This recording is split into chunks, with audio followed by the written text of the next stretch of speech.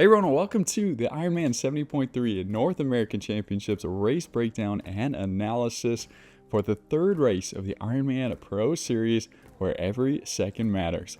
It was supposed to be a hot and windy day later on in the race, getting up to 87 degrees, but early in the morning it was nice and chilly for these pro men to dive into the waters. There was 54 of them total, with $75,000 in prize money on offer and 4 slots to the Ironman 70.3 World Championships in December. It was also a gold tier race, so some good PTO points on offer for these men to try and go up the rankings.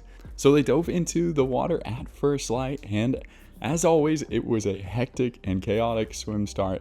It was so chaotic, in fact, that a lot of the athletes who started on the left-hand side seemed to go quite far off course immediately, and they lost quite a bit of time to those who started on the right-hand side.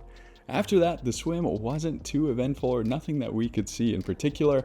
3 men got away at the front and stayed there pretty much all the way to the end. It was Magnus Manor, Nicholas Quinet, and Mark Dubrick, as expected.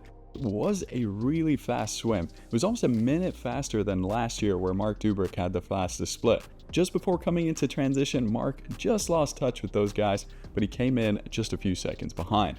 And now 40 seconds down was Maximilian Sperl, Anthony Costas, Justin Metzler, and with another group a minute back containing the likes of Justin Reale, Mickey Tagholt, and Robert Vilkoviecki.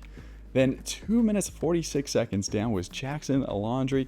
This is his 8th time racing here in St. George. He'd been doing a lot of aero testing coming into this one, and he was one of the favorites to take the win here. But probably the number one favorite was Sam Long, the defending champion. He came out of the water 3 minutes and 17 seconds down, which is quite a bit. It was actually 30 seconds slower than his last year's split. And he did say the first half of the swim was pretty tough. Felt like he was drowning at times, but then the second half felt really easy. So into transition, and Nick Quinet was first out on the bike. Mark Dubrick had a really fast T2, so he was second out. However, despite that fast T2, Mark lost a good bit of time at the start of the bike, and within the first 5 miles, he was already 50 seconds down from the front.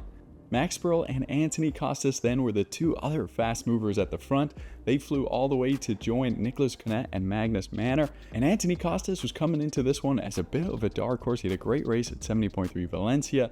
He had a crazy front end bike setup that I've never seen before, that has collapsible front handlebars so that he can have the brakes in the TT position and fold them out when needed. Absolutely crazy, seems a little sketchy to me. Let me know what you think, but they were clearly working for him.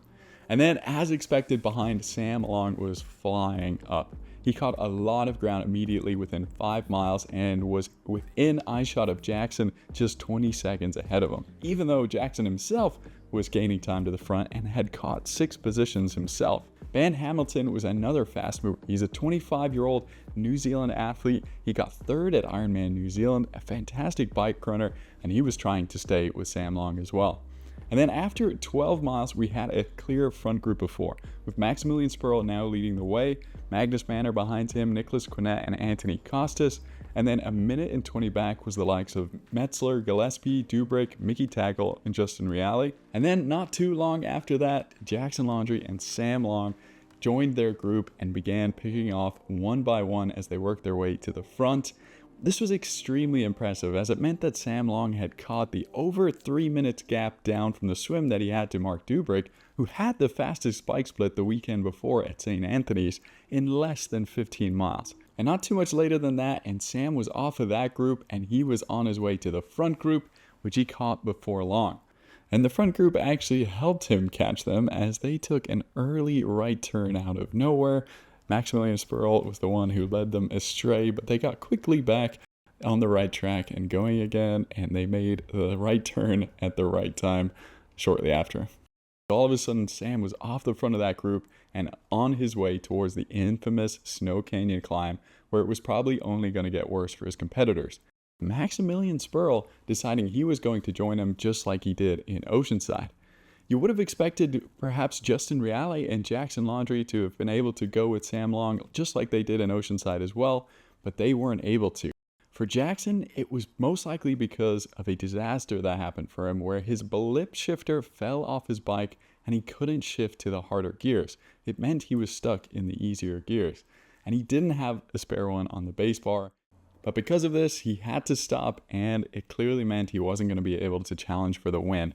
And it wasn't long before Spurl and Long had their gap at the front and began to head up Snow Canyon with a lead.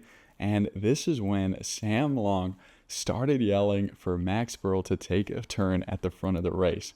Now, what do you think about this? Should Max absolutely take a turn here and not just sit in behind Sam and draft off him? Or do you think, like I do, it's a race? Why would he help Sam Long and give him a little bit of a rest sitting behind him? Clearly, Sam's the best biker. So I asked this on Instagram, and a lot of you agree, like me, that he shouldn't listen to Sam and race his own race. And interestingly enough, I can see the pros' responses to this in my Instagram, and it was split pretty 50-50 amongst the pros who follow me. Either way, they did stay together in the canyon, and then Sam let it rip when he got up to the top of Snow Canyon and got a gap on Max Spurl. The cars were even having a tough time keeping up with him. Now, Jackson was hanging on behind even with his issues, and thankfully was able to use his low gearing to go up the Snow Canyon climb really well. However, he had to get off his bike again at the top to put it in a high gear so he could descend faster, and he would only come into T2 in 11th. Now, Sam pulled into T2 with a sub-2 bike split. It was the fastest St. George ride ever on any of the courses except for Gustav Iden at the 2021 70.3 Ironman World Championships, where he went on 1:58. And then Sam backed that up with the fastest T2, not putting on any socks, getting a little bit more of a lead over Max Spurl, who was about a minute back, and they both got on the run. Further behind them was Nicholas Quinet, Anthony Costas, impressively Magnus Manor, who managed to hold on to the front of this bike ride, and then Ben Hamilton, Justin Metzler, Mark Dubrick, and Michael Weiss were also there. And onto the run, and clearly Sam was having a day here. He was absolutely flying, and it looked like that bike leg didn't take anything out of him. He was quickly gaining time on everybody behind him. But other fast movers in the race were Ben Hamilton, Jackson Laundry, and Mark Dubrick at first. But they had a lot of work to do to catch Max Spurl and Nicholas Quinet, who was having a brilliant day. He's an academic accountant who's actually chasing the Paris Olympics at the moment, and he suffered heart issues in the past, and it was looking like he would hold on for an impressive third here. At about halfway through the run, it looked like he might take second from Max Spurl, but Sam Long was just so far up the road and looking stronger and stronger, so there was going to be no catching him. But then as the run was winding down, it started getting more and more dramatic, as Nicholas Quinet would eventually take over Max Spurl, but unfortunately for him, Ben Hamilton had made his way up and took second place instead of Nicholas Quinet. And then to make matters worse for Quinet, Anthony Costas and Jackson Laundry absolutely turned on the jets in the second half of this run, and it was going to be such a close finish for that last spot on the podium. But back to Sam for a second, because he was so far ahead, he was able to stop and kiss his wife and see his son, and he was basically sprinting this one home with an insane 1:10 run, and then straight into an interview looking fine after he finished. It was such a good show for his 5th race of the year, and with so many races recently, he is on fire.